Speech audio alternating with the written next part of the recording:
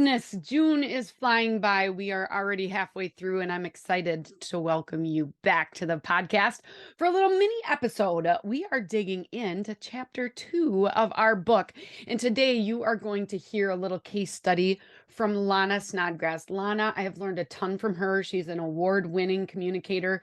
She's been in school communications for 18 years, and she's really going to break down today how, when she started back in 2010, she really built her social media program on policies and procedures and an approval process and ongoing training.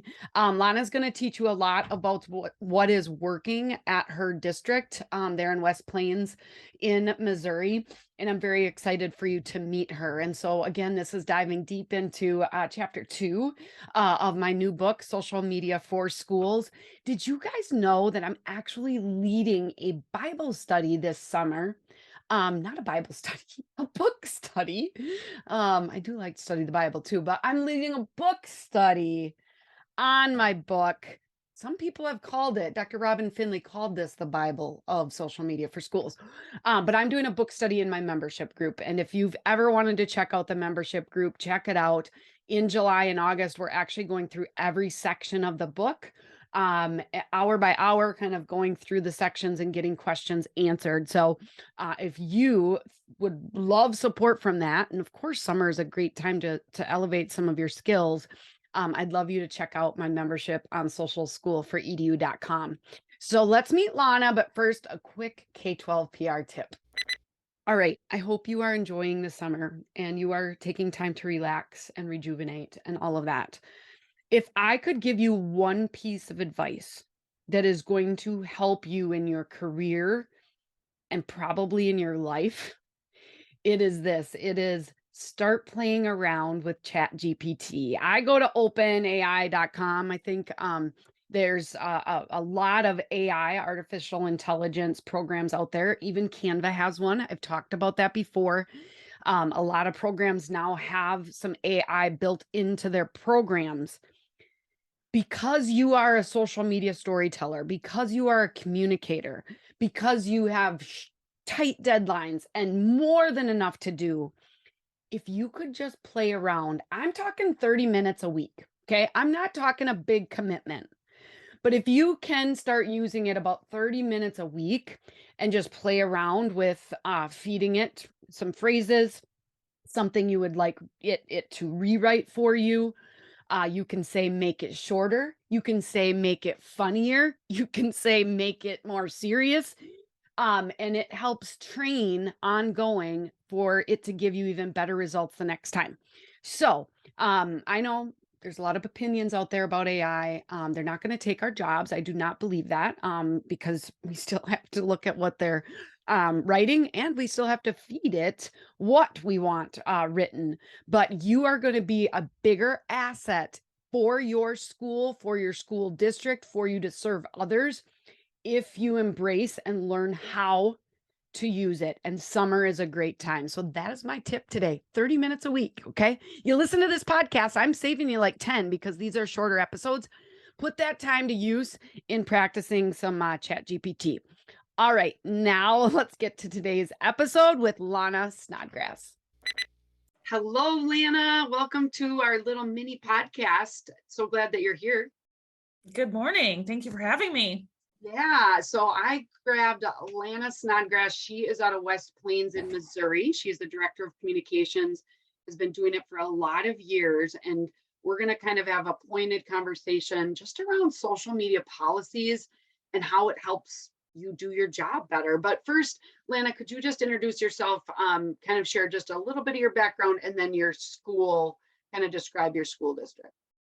Okay, so I guess I could say that I really started my career when I was 21 years old, and I was radio marketing for 10 years, and then I branched over to the school district, and I have been in school communications for almost 13 years now. Yeah, January will make 13 years. So I've been around for a little while.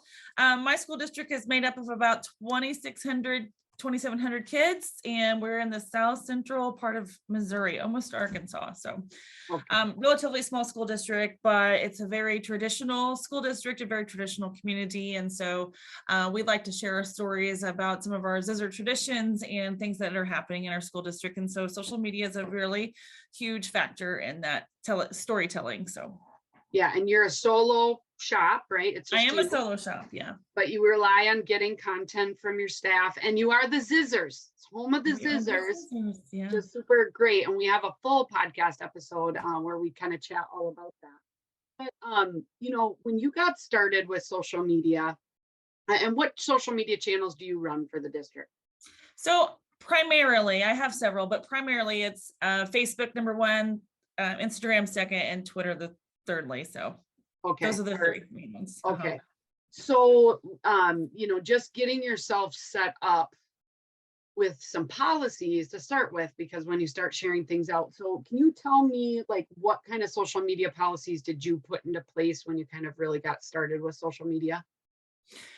So there is a social media policy directly on our website or on our Facebook page and other platforms where we're addressing the public. We're asking them to be transparent, to be, if you don't want your child to read it, then don't post it, right? So we tried to put a policy out there, which I'm sure I begged and borrowed from other school districts many moons ago, but it is directly on our website. It says no cursing, and if these things happen, you'll be removed or your comment will be deleted, that type of thing. So it's directly on there, and I've also added it to our website under our social media for anybody that just kind of happens to come across it. But beyond that, we have a social media contract in place for our faculty and staff, and we've had that around since 2013. And the reason we needed that is because, back in 2010, when I started in school communications, social media was a big thing, but it definitely wasn't a large thing like it is now, right? So you were able to maintain it on small scales, but as the years progressed, 2013 is when I would say that our teachers were starting to ask about having classroom pages, or our coaches were moving towards athletics pages, those types of things. So I felt at that time it was necessary to have some guidelines in place for our staff so that they could follow also the social media policies that some of our parents were following as well, but also so that I could track it, because there are so many social media pages out there right now that our school district has that it's hard to know what's out there. And if I don't keep a running list, I'm not going to be able to go and check on those every once in a while. So every year, annually at our back to school meetings, I discuss with our staff, following our social media guidelines. They're supposed to read through it. And then there's this contract that they have to fill out, request the social media accounts, tell me what they're using it for, what's the name of it, and then get their building administrator's approval and then send it back to me. Once they've done that and I've signed off on it, then I will add them to a Google file or Google running spreadsheet type thing that I send to our tech department, which will then give them access to be able to access Facebook or Twitter, whatever accounts it is on social media, because those accounts are actually locked down by our web server. So they don't just automatically have access to those accounts. So it's a process they have to go through. It's not just opening up an account. And if I see something that is not legitimate, they've not gone through the avenues in which everybody else has, then I will reach out to them and say, hey, you've got to get this contract signed because it's not fair to everyone else who has gone by all the rules and the policies. But anyway, so it's been a really good thing. And every superintendent I think I've shared one time or another that this is my 5th superintendent in 13 years. And every superintendent I've talked to since then has been on board with these policies. So it was actually adopted by our school board in 2013 as well. So it is part of our district policy. Okay. So we have kind of 2 policies. We've got one for followers of your page, and you got one for district staff that are going to choose to use social media pages to celebrate a classroom or an organization. So let's go back to in regards to having those commenting kind of guidelines or a commenting policy for your followers. to know about. And, how has that helped you do your job in regards to managing comments and, some of those things? So I would say that it helps me because I can say, for instance, if there's a comment, and I will say that for the most part, I don't deal with a lot of negative comments because I try to make our social media pages a positive place to begin with. If there's an important announcement or something, say a crisis situation that's happened uh, for inappropriate relations, let's just say that. That is not a place I'm going to put. I'm not going to put it on social media. So keeping those things off of social media keeps those comments down. So I want to say that first, because if you don't take those steps into place first and you're constantly just posting everything, I think you open yourself up for comments, first of all. But secondly, just having that rules of engagement in place, if by chance I do get a comment that says that's derogatory to your teacher or a student or whatever, first of all, I'm going to remove it. And I have that listed in our district and engagement, social media engagement rules. So, but if it's something kind of, teetering on whether it should be removed or not, I'll ask them to refer back to our engagement policy. And then, when you go to our Facebook page, it's the first thing you see. And just like you see on most school districts, it's the first thing you see. But it allows me to just be able to say refer back or this is not allowed. And also just having that engagement policy in place just helps me cover my tracks on removing comments, hiding comments, those types of things. Yeah, it provides a little bit of black and white. Sometimes there's still some gray, but you can feel more supported, I think, in your position Yes. and ability to take action, because social media is so fast. If you don't make decisions quickly, if you have to call a lawyer or get a hold of your superintendent who's very busy, that there may be some time that would lapse and something might blow up even more.